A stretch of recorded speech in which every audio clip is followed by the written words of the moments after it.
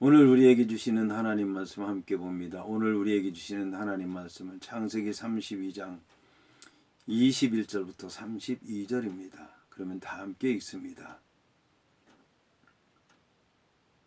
그 예물은 그의 앞서 보내고 그는 무리 가운데서 밤을 지내다가 밤에 일어나 두 아내와 두 여종과 11 아들을 인도하여 야복나루를 건너세 그들을 인도하여 시내를 건너가게 하며 그의 소유도 건너가게 하고 야곱은 홀로 남았더니 어떤 사람이 날이 새도록 야곱과 씨름하다가 자기가 야곱을 이기지 못함을 보고 그가 야곱의 허벅지 관절을 치매 야곱의 허벅지 관절이 그 사람과 씨름할 때에 어긋났더라. 그가 이르되 날이 세려하니 나로 가게 하라. 야곱이 이르되 당신이 내게 축복하지 아니하면 가게 하지 아니하겠나이다. 그 사람이 이르되 그에게 이르되 내 이름이 무엇이냐. 그가 이르되 야곱이니이다. 그가 이르되 내 이름을 다시는 야곱이라 부를 것이 아니요 이스라엘이라 부를 것이니 이는 내가 하나님과 및 사람들과 겨루어 이겼음이니라. 야곱이 청하여 이르되 당신의 이름을 알려주소서. 그 사람이 이르되 어찌하여 내 이름을 묻느냐 하고 거기서 야곱에게 축복한지라. 그러므로 야곱이 그곳 이름을 브니엘이라 하였으니 그가 이르기를 내가 하나님과 대면하여 보았으나 내 생명이 보존되었다 함이더라. 그가 브니엘을 지날 때에 해가 돋았고 그의 허벅다리로 말미암아 절었더라.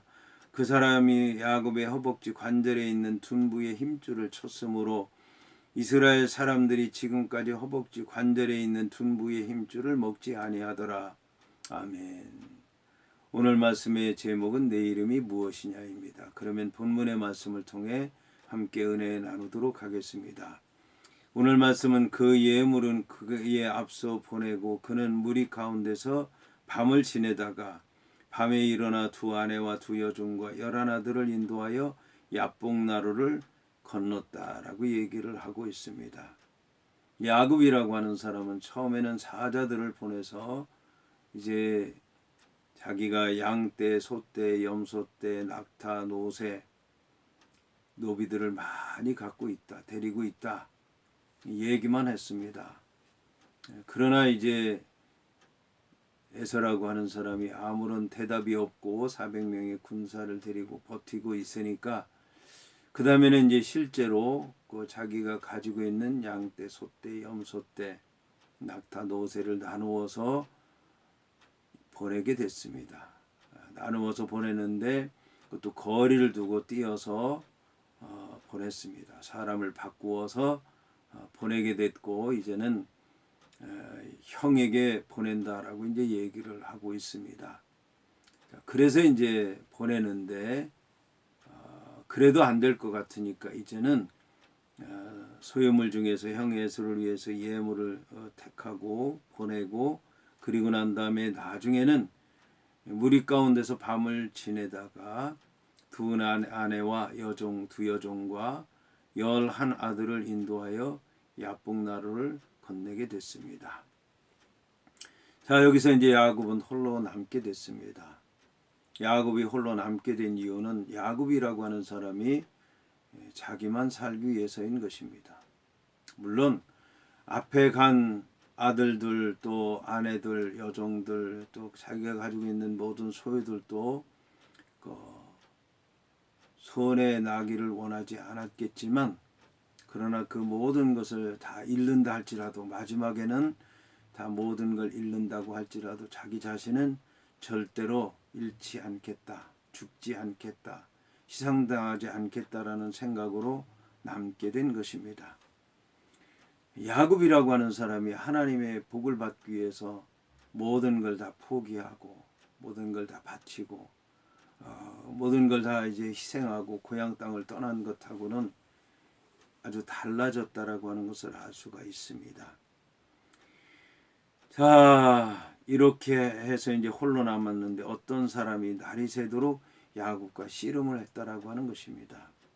놀라운 것은 야곱과 함께 했던 모든 것들이 다 떠났습니다. 야곱이 자기만 살려고 하는 순간 모든 것들이 다 떠나게 됐습니다. 하나님도 떠났고 하나님의 천사 두 때나 되는 마하나임도 떠나게 됐고 그리고 자기의 아내, 자기의 여종, 자기의 아들, 자기의 소유 모든 것들이 다 자기를 떠나는 것입니다. 그리고 더욱더 놀라운 것은 두 때나 되는 마하나임, 수천 명이나 되는 천사들이 다 떠나고 이제는 한 천사만 남게 됐습니다. 그리고 이 한 천사도 이제는 떠나가려고 하는 것입니다. 야곱에게 복을 줄 수가 없습니다. 야곱과 같은 자기만 아는 사람에게 어떻게 복을 줄 수 있겠습니까? 자기 하나 살자고 모든 것 다 포기하는 거예요. 하나님을 믿노라고 하면서도 믿지 않고 천사가 자기를 따라오는데도 자기와 함께 한다고 하는 생각을 하지 못하고 이제는 두려워하고 떨며 겁을 먹고 형을 만나지 못하고 그리고 이제는 자기 혼자 살겠다고 모든 걸 다 보내고 그러니까 이제 천사도 떠나겠다고 하는 거예요. 그리고 못 떠나게 하니까 씨름할 수밖에 없는 것입니다. 여기서 야곱이라고 하는 사람은 천사와 씨름을 해서 이깁니다. 그런데 놀라운 것은 천사와 씨름해서 이긴 이유가 뭐냐면 회개하고 자복하고 통회하는 마음으로 매달려서 이긴 게 아니라고 하는 것입니다. 자기가 살기 위해서 매달린 겁니다. 자, 그러니까 이제는 내가 가야 되겠다. 날 좀 놔둬라. 그러니까 내가 내게 축복하지 아니하면 가게 하지 않겠습니다. 나에게 축복을 해달라는 것입니다. 그러니까 내 이름이 무엇이냐 그러니까 그가 이르되 야곱입니다. 그가 이르되 내 이름을 다시는 야곱이라 부를 것이 아니라 이스라엘이라 부를 것이니 이는 내가 하나님과 및 사람들과 겨루어 이겼습니다. 여기에 보게 되면 이 천사가 야곱을 향해서 온전한 축복을 하는 것 같지만 사실은 그렇지 않다라고 하는 것입니다. 야곱이라고 하는 사람은 자기의 욕심, 자기의 뜻, 자기가 원하는 바를 따라서 이제 복을 받은 것입니다. 그런데 이 가운데서 육체도 잃어버리고 모든 소유물도 다 잃어버렸습니다. 그런데 문제는 뭐냐면 자기의 영적인 걸 포기하지 않았다라고 하는 것입니다. 그래서 여기서 야곱이 이제 이스라엘로 복을 받기는 하지만 야곱이라고 하는 사람이 온전한 복을 받은 것은 아니라고 하는 것입니다. 야곱이라고 하는 사람이 온전한 복을 받게 된 것은 세겜에서 이제 디나가 강간을 당하고 자기 아들들이 거짓 맹세해서 세겜 사람들을 다 죽이고 그가 오갈 데 없을 때 여호와 하나님께서 왜 여기 있느냐 베델로 올라가야 되지 않느냐라고 했을 때 야곱이라고 하는 사람이 베델로 올라가면서 자기 가족들에게 너희들이 가진 모든 것 다 버려라. 우상을 버려라. 그때 이제 그들이 몸을 깨끗하게 하고 옷을 갈아입고 모든 우상을 버리고 갔을 때 그 주위에 있는 모든 이들이 다 두려웠다고 얘기하는 것을 볼 수가 있습니다. 세겜에서 범한 죄가 어마어마한 죄고 여호와 하나님의 이름을 망령태 일컬으면서 맹세했고 디나가 강간당하고 이런 일들이 있었는데도 불구하고 여호와 하나님의 말씀에 순종해서 그 길을 가고 약속의 땅 베델로 가고 그리고 그들이 모든 것을 버렸을 때에 지난 죄에도 불구하고 그들이 이제 놀라운 복을 받게 됐고 그리고 야곱이 이스라엘이 되게 됐고 그리고 베델은 엘 베델이 되게 된 것입니다.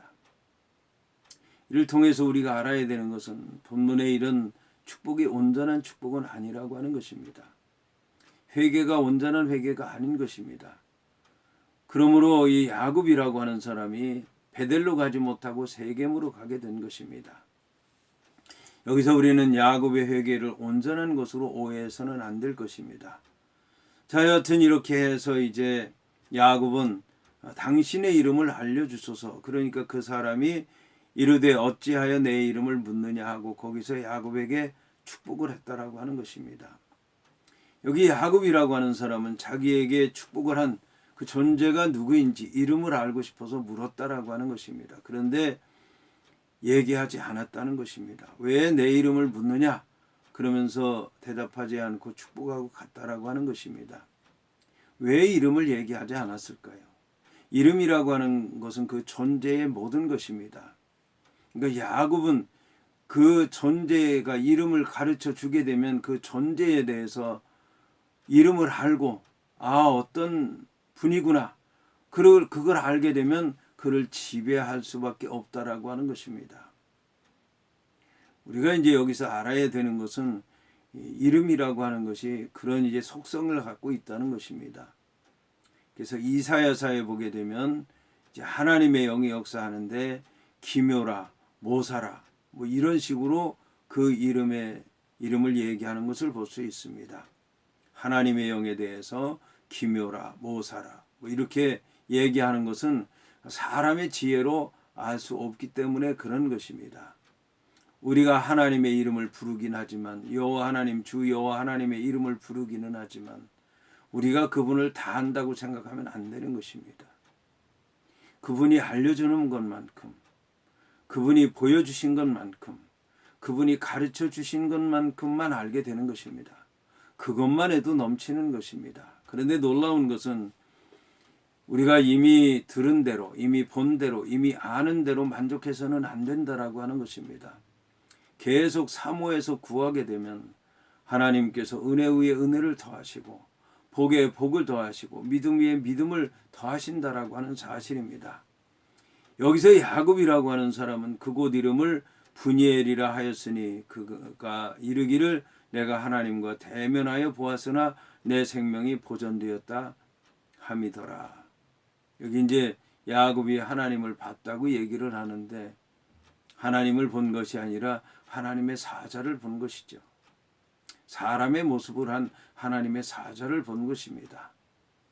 근데 우리가 알아야 되는 건 하나님의 사자는 하나님께서 보낸 분이십니다.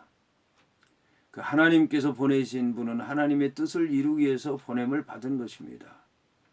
그러므로 하나님의 사자를 만난 것은 하나님을 만난 것입니다. 이 믿음이 중요한 것입니다.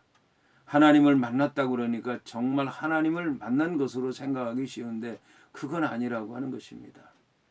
이사야도 하나님의 전에서 제사를 드리다가 천사를 봤습니다. 그룹을 봤어요. 근데 하나님을 봤다고 고백을 하잖아요. 죄인 가운데서 내가 하나님을 봤으니까 나는 이제 죽었다라고 얘기를 하고 있습니다. 하나님의 전에 가면 하나님이 계신 겁니다. 하나님을 본 것입니다. 하나님의 역사를 체험하면 하나님이 내 안에 계신 것입니다. 하나님의 말씀의 은혜를 받으면 그 하나님께서 나에게 말씀해 주셔서 내가 믿음의 귀로 들을 수 있었던 것입니다. 우리는 언제까지나 하나님의 그 역사하심을 인간적으로 판단하는 어리석음을 벗어야 되겠습니다. 여기서 야곱이라고 하는 사람은 하나님을 봤다라고 얘기를 합니다. 그러니까 세상이 변해 보였습니다. 해가 돋으니까 그 해가 하나님께서 지으신 것이라는 걸 알게 됐고 허벅다리가 절어서 걸음을 걸을 수가 없었지만 야복강을 건너게 된 것입니다. 야복강은 위험하기로 유명한 강입니다. 비가 오지 않으면 돌로 가득 차서 도저히 걸을 수가 없습니다. 멀쩡한 사람도 걸을 수 없는 그 야복강을 야곱이라고 하는 사람이 다리를 절어가면서 걸었다는 건 참으로 놀라운 일이 아닐 수가 없습니다. 여기 이제 허벅지 관절을 쳐서 야곱이 이제 이스라엘 백성들이 둔부의 힘줄을 먹지 아니한다라고 얘기를 하는데 야곱이라고 하는 사람은 사람들의 발뒤꿈치를 붙잡고 지금까지 살아왔습니다. 그런데 천사와 씨름했다라고 하는 건 천사의 발뒤꿈치를 붙잡은 것입니다. 우리도 천사의 발뒤꿈치를 붙잡아야 되겠습니다. 그렇게 되면 복을 받습니다. 천사의 발뒤꿈치를 사람의 발뒤꿈치를 붙잡는다는 건 야비한 것이지만 천사의 발뒤꿈치를 붙잡는다는 건 겸손한 것입니다. 모든 걸 포기하는 것입니다. 나를 낮추는 것입니다. 이런 자세로 은혜를 구해야 온전히 받을 수 있고 하나님께서 들어서시는 것이고 하나님 앞에 영광을 돌리게 되는 것입니다.